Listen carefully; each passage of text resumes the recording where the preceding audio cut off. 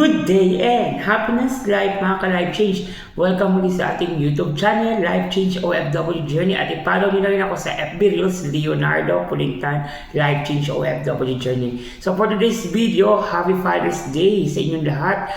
At sa mga kaibigan natin na fathers na po, mag-enjoy po kayo dahil alam ko po na ito'y biyaya ng Panginoon. Pero bago ang lahat, let me encourage you, ang unang father natin ay sa ating Lord. Kaya magpasalamat tayo sa Panginoon sa pagbibigay ng kalakasan sa atin, sa pagbibigay ng pamilya na meron tayo, kaya tayo tinawag na fathers dahil meron tayong mga anak at meron tayong asawa, okay? So, God bless sa ating lahat po.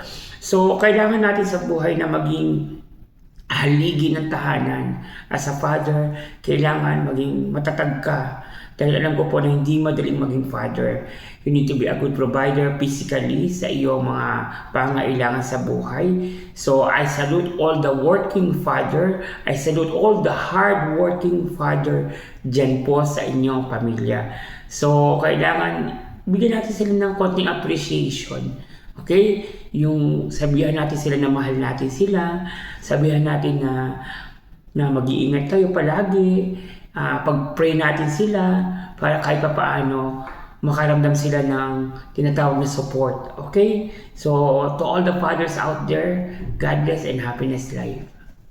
Thank you for watching. Don't forget to click subscribe, Life Change OFW.